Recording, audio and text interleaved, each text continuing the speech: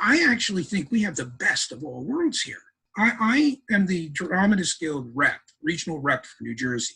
We have the third largest number of members of any state in the country after New York and Los Angeles. Yes, 440 something playwrights are a member of the Dramatists Guild in the state. And if you look at that list, you know, there are a lot of really well-known, successful writers who live in New Jersey. I'm actually very influenced by where I grew up, which was outside of Trenton, New Jersey. I grew up in Hamilton Township. And I grew up in a family that was Polish on both sides and very connected. Even though we lived in the suburbs, we were very connected to Trenton. I went to St. Edward's Church in Trenton, which is the Polish Catholic Church in Trenton. My grandfather on my mother's side ran gas stations in Trenton. My father owned a gas station in Trenton. And we had a lot of old Polish relatives who still lived there. Then on my mother's side, my grandfather and his family had a dairy farm in Hunterdon County. So a lot of what I actually use in my plays comes from living in that environment.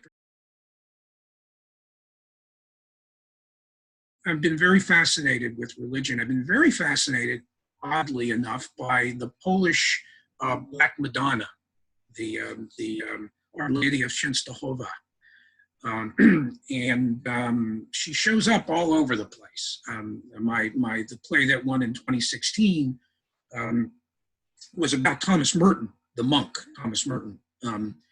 Thomas Merton, when he was in the monastery that he went to in Kentucky, wanted to be a hermit. And there was a house on the monastery grounds that he wanted to live in, and the abbot would never let him do it. And Merton would say to him, "Why aren't you letting me do this? I'm the most famous monk in the world." And the abbot said to him, "That's exactly why I'm not letting you do this. You think you're the most famous monk in the world." And finally, the abbot let him do it. And he goes out there and he starts doing all these things that hermits do. And within a few weeks, injures his back, has to go to the hospital. In the hospital, he begins this affair with a student nurse. So everything kind of falls apart. So the play is really all about that affair, literally, and how he mistakes the literal female for the spiritual female. So the Black Madonna shows up in that play. And I'm working on this play now about solidarity, the Polish solidarity movement, and she's all over that as well. The one I'm working on now about the Polish solidarity movement just before the crackdown by Jaruzelski is called Ketman Unknown Knowns. Ketman is a concept that Czesław Miłosz came up with. He didn't come up with it, but he borrowed it from an Arabic source. And what he said was this was a practice that was prevalent in communist countries where in order to be a good party member, you had to look like you were doing one thing when you were actually doing another. So, it would be what you would smile when you are sad. You would agree when you actually are disagreeing. And this is how you get along. It's interesting. My mother was a bookkeeper and a bank teller. And she used to keep books for my grandfather's businesses. And she had this typewriter that she used. And I used to steal it and go into my room. And I don't know if you remember the Book of Knowledge. They were these children's encyclopedias that came along with the Encyclopedia Americana. So my father would not get the Encyclopedia Britannica because that's Britain. He had to get the Encyclopedia Americana because that was American. And these little books of knowledge, but they were encyclopedias. I still have them. I have them. And they had poems in them, like Wadsworth and words and Keats and Shelley and all of these. And I literally would recopy the poems on the typewriter. I literally would write them again. And then I would hide them from my mother and my father, because you weren't supposed to like poetry, you know what I mean, if you were a guy.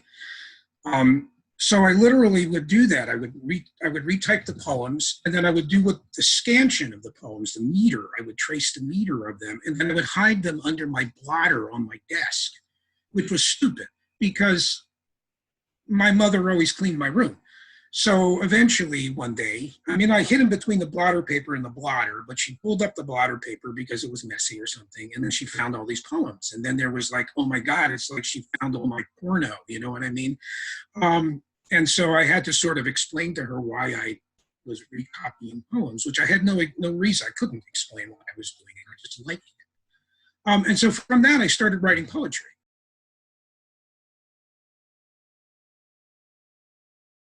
I actually have a very long history with the fellowship program because when I was the artistic director at Writers Theater, we ran a program in partnership with the Arts Council called the New Jersey Literary Artists Fellowships, which is what this is kind of is. This is what it's turned into. And we would do readings, public readings of all of the winners of the playwriting, prose, and poetry fellowships. So, and that, I was doing that probably 15, 16, maybe more years with that. So I had been very familiar with the people who had won, you know. And I was always hesitant to enter my stuff. And then finally in 2012, I said, what harm can it do? You know, I can only be rejected. That won't be the first time that's happened. And so I submitted Dura Mater to that. And it's, first of all, one of the great things about it is if you look at the other playwrights who are receiving these, and you're like, oh, I'm sort of in pretty good company here, you know? So there's a kind of a sense of achievement that you get by receiving it, you know, especially since I know all of the writers, you know, and I know they're good. So I'm either scamming somebody or my writing may actually be good too, you know. So that in and of itself is valuable. But then it also allowed me to go out and do readings of my play to understand it better. So my very first play, the one that won, had a production down at Johns Hopkins University. It had a couple of readings in New Jersey. Then I had a reading up at Oldcastle Theater in Bennington, Vermont. And the artistic director, when I won the second fellowship, he also did a reading of that play up there as well. And it did literally give me time to step away from my job and do the writing that I needed to do. You know, and I mean, even the last one in 2018, I started working at Goddard College, getting my MFA in 2019. So even, you know, even having that a little bit of, you know, capital and time and such to be able to, you know, move things around so that I could actually do this thing at Goddard was very useful to me. The funny thing is that we have to have 2 readers for our thesis play, right? I have to have my advisor, Rogelio Martinez, who used to actually be a professor at Montclair State. But my second reader is Deborah Brever. So she's going to be one of my fellows is going to actually decide whether or not I graduate, I guess. So it all kind of comes full circle.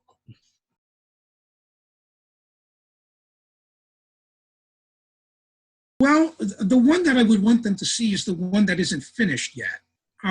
This Ketman Unknown Knowns play, because I have basically decided that I don't care anymore and I'm just going to do whatever I want. So there are these 10-foot body puppets in the play.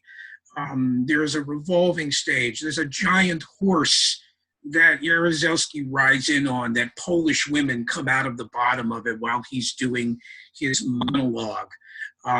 It's just this gigantic, crazy, there's a revolving stage. There's explosions all over the place. It's really conceived of to be just a real nut job of a play.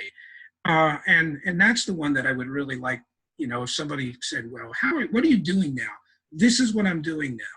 I'm looking at history, through this kind of comic warped lens, and trying to find symbolic ways of talking about things that I don't have to use as much language because the image carries it.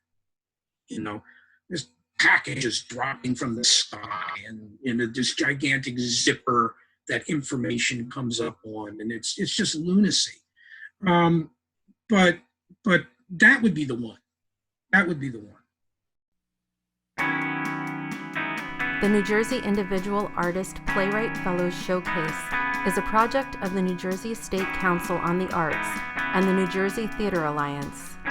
The New Jersey State Council on the Arts is a partner agency of the National Endowment for the Arts.